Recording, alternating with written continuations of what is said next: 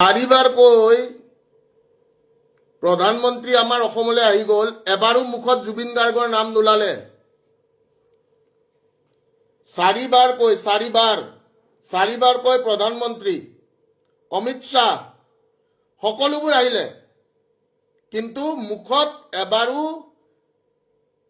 ঈশ্বৰ পুত্ৰৰ নাম নোলাল। মই কোৱা কথাষাৰ মিছা নেকি? মই কোৱা কথাষাৰ মিছা নে সঁচা?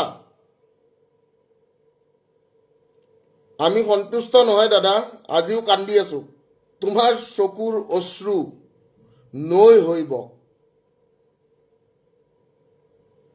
তুমি যে কান্দি আছা, তোমাৰ চকুৰ অশ্ৰু নদী হৈ বৈ যাওক।